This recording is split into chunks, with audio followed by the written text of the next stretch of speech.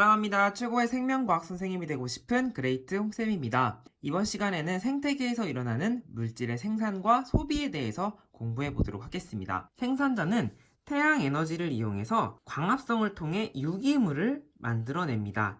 이 유기물을 만들어내는 것을 생산이라고 해요. 생산자가 광합성을 통해 합성한 모든 유기물의 총량을 바로 총생산량이라고 합니다. 여기서는 많은 용어들이 등장하기 때문에 이 그래프와 함께 보면 도움이 많이 될 거예요. 여기에 총생산량을 나타내었습니다. 식물인 생산자는 총생산량 중에서 자신의 호흡하는 데에 유기물을 사용하게 돼요. 이 총생산량에서 호흡량을 뺀 것을 순생산량이라고 합니다. 이 유기물은 바로 생산자의 저장되는 양입니다. 저장이 되면 식물이 다 이용할 수 있는가? 아니에요. 이 순생산량 중에서 이 피식량이 존재합니다. 초식 동물에게 먹히는 거죠. 1차 소비자에게로 가는 유기물의 양입니다. 그리고 저장된 양 중에서 여러 환경의 이유로 고사, 말라 죽거나 낙엽으로 떨어지는 유기물의 양도 있어요. 이런 피식량과 고사 낙엽량을 빼면 식물이 세포 분열을 하고 꽃을 피우고 열매를 맺고 식물이 자라는데 생장하는데 필요한 유기물량을 생장량이라고 합니다. 식물에서 총 생산한 유기물은 이렇게 다양하게 사용이 되는데요. 이 피식량은 1차 소비자, 즉 초식 동물에게 간 양이죠. 피식을 한 만큼 섭식을 한 거죠. 섭취를 한 거예요. 이 섭식량 중에서 초식 동물의 호흡에도 이렇게 사용되고 초식 동물도 피식 그리고 자연사 하기도 합니다. 그리고 초식 동물은 생장을 하기도 하죠. 여기서 식물과 다른 하나가 있습니다. 동물이 흡수하지 못하고 배출한 이런 유기물들이 있어요. 이 유기물을 배출량이라고 하고요. 생산자가 만든 유기물을 가지고 초식동물, 그러니까 소비자가 자신이 만들고 싶은 유기물, 호르몬이라든지 효소라든지 단백질이라든지 이런 것들을 만들기 위한 동화 작용에 쓰이는 양이다. 그래서 동화량이라고 합니다. 자, 그리고 하나 더. 자, 여기에 생체량 또는 생물량이라고 하는 용어가 있는데요. 이 용어는 식물 군집에 존재하는 유기물의 총량이에요. 좀 더 쉽게 설명하면 총 생산량 중에서 우리 호흡량으로 유기물을 사용하고 피식량으로 초식동물에게 먹히고 고사 낙엽량으로 떨어지죠. 순수하게 이 식물이 생장하는데 사용했던 이 유기물 생장량, 식물이 자라면서 계속 키가 자라고 이 유기물들이 계속 저장되는 거예요. 그러니까 이 유기물들은 누적되게 되는 거죠. 누적돼서 현재 식물 군집에 존재하는 유기물 전체의 량을 바로 생물량이라고 합니다. 자, 여기까지 이 많은 용어들이 있는데 여러분이 이 개념을 잘 이해해야 돼요. 시간이 지남에 따라서 총생산량, 순생산량, 생장량의 변화가 이렇게 그래프로 나와 있습니다. 생산자가 광합성을 통해 합성한 유기물의 총량, 그 중에서 호흡량을 제외한 나머지를 순생산량이라고 하죠. 순생산량과 총생산량의 차이가 호흡량이다. 그리고 이 순생산량과 생장량의 차이, 피식량과 고사, 낙엽량이다. 그래서 피식량, 고사, 낙엽량이 여기에 차이가 존재하고 마지막으로 생장량 이렇게 있습니다. 시간이 지남에 따라 식물 군집이 변화하는 것을 천이라고 하죠. 이 그래프를 통해서 알 수 있는 부분 한번 알아볼게요. 자, 먼저 천이 초기, 자, 호흡량이 이렇게 작았다가 천이 후기로 갈수록 호흡량이 엄청나게 이렇게 증가한 모습을 볼 수가 있어요. 천이 후기로 갈수록 생산자의 호흡량이 증가한다라고 알 수가 있죠. 순생산량도 천이 초기에는 이렇게 증가하다가 천이 후기로 갈수록 감소하는 모습을 볼 수가 있어요. 자, 여기서 이제 하나만 더 해볼게요. 자, 생체량은 어떻게 될까요? 자, 생체량은요, 누적된 생장량이에요. 즉, 여기 천이 초기에도 생장을 하고 있고, 천이 후기에도 생장량이 감소하긴 하지만, 그래도 계속적으로 생장이 일어나고 있는 겁니다. 저장되는 유기물의 양이 그래도 증가하고 있다는 거죠.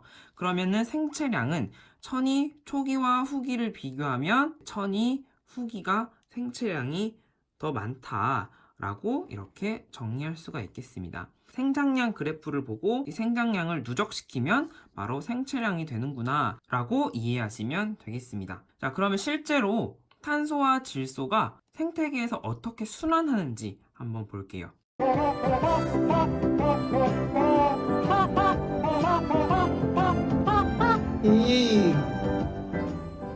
자, 첫 번째 탄소순환입니다. 탄소는요, 생물체를 구성하는 유기물의 핵심 역할을 하는 원소이죠. 이 대기 또는 이제 물에 이산화탄소가 있는데 이제 생산자가 광합성을 하면은 유기물을 합성하게 됩니다. 그러니까 여기 대기 중에 CO2는 무기물이고 이 무기물을 이용해서 유기물을 합성하는 거죠. 이 탄소가 유기물의 형태, 대표적으로 이제 포도당이 있죠. 포도당과 같은 이 유기물의 형태로 소비자로 이동하게 되고요. 자, 생산자나 소비자가 사망하게 되면은 사체나 배설물을 누가 이용하냐? 바로 분해자가 이용합니다.